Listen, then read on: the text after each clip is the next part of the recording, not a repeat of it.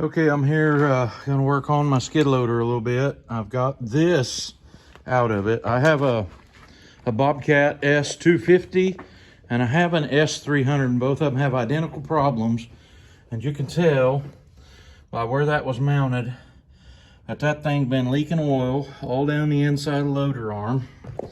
I have the same problem on my S300, and I'm looking for a solution to fix that. So this here's the problem. This is a Bobcat proprietary part. You only get it from Bobcat.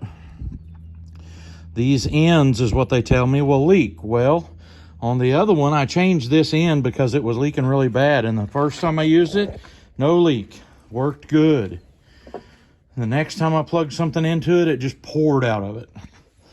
I thought, well, it's probably my end of the plug-in, and I plugged it into the New Holland skid steer, and it worked flawlessly. So this is a problem. And the reason they've got this big setup on here is you're supposed to be able to push these in when you're pushing the other head, the coupler part, into them, and it will release the pressure on the inside if there is any and let you hook it up. But it's a flawed design somehow.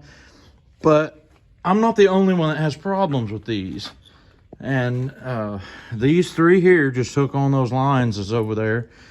And I'm going to take this apart and look on the inside of it, but I don't think there's anything peculiar about this that's like gotta be that. So I've come up with a way I can fix this.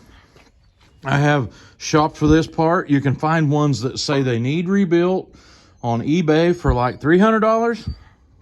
And you can find ones that say they are rebuilt on eBay for twice that. And the guy at the hydraulics shop told me that he had priced one and a new one, and they wanted like $1,400 for it. And there's got to be a better way and a cheaper way. So I'm going to find that out today. And so I'm going to take this apart. I'll bring you back in just a minute. So I got those two plug-ins out, and what I was hoping was that there was no passageway to the middle one, but there is. And it looks like even if I took those fittings out, I wouldn't be able to reuse this casting for my idea. So this part right here is totally junk. There's the pieces that go in it. They look pretty good, don't they? This machine, this one come off of only had 3,000 hours. So what I have and how I'm going to fix this is, and this is not really a problem to need a deal to make those lose their pressure, because you got a switch up in the top that you shut the motor off and it will release the pressure on the auxiliary. And so you can do that right before you're ready to hook something onto it. And so you don't really need that. I don't understand why they think you have to have it, but here's what I've got to go with. This will go on the middle one. These and another fitting will go on the top and bottom one. And so I'm going to put those all together here, and I might show you some of that over at the vise. So here we are working on this other. We got the new connector fitting. I'm going to put it in the vise right here. Get the cap off. Everybody's got their own thing.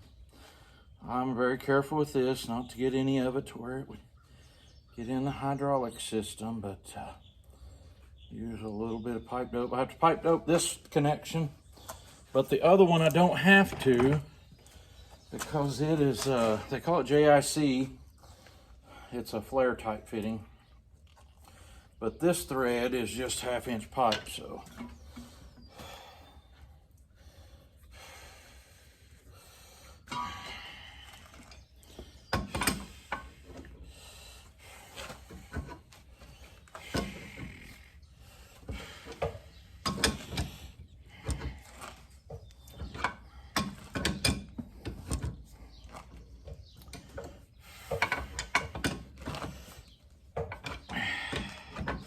I went ahead and bought the fittings to be able to change the other one over when I get it in here. It's in the woods right now, but we'll know how this is going to work on one of them before we ever do the other one.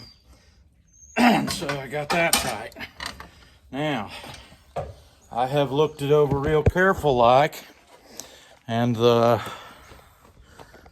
male one is on the top of that. We wanted to get it the same. So I'll work on this in here. And I think we're going to start on the bottom. So it's the female one on the bottom.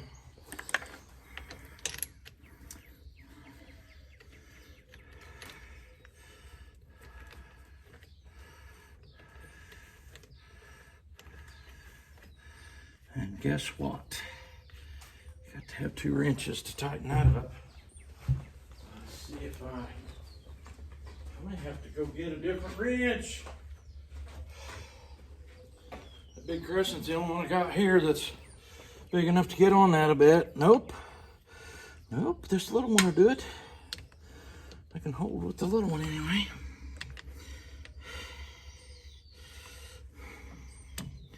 Somehow or another.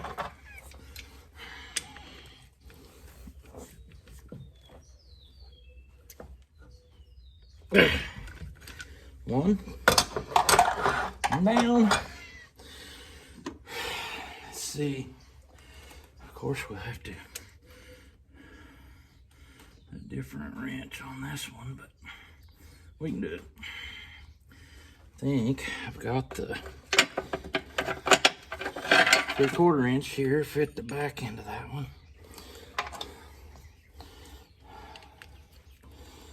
That's not too bad. Let's see. Tidy. Gotta go the tidy way with it. Oh. Don't want to do that. I want to do this. Keep him going just like that. No, of course not. Okay, I got that in tight. Now I got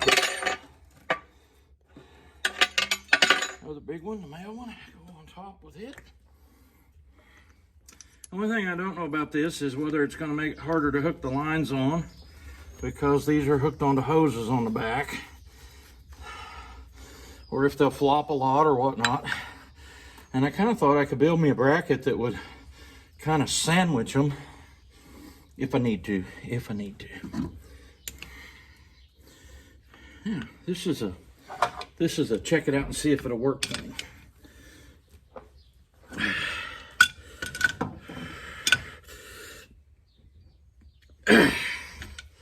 So there, I got those 3 fittings changed. I got some other stuff to do to this. I need to put my Halverson controls on it so I can run my wood buster. And I've got them all off of the other loader. I'm not sure whether I'm going to go test these out on my vertical splitter before I do that and see how they work. See if I need to do something different to them. I'm looking at them thinking that I'm not sure. I'll have to lift the loader up and see if they get anywhere near the cab.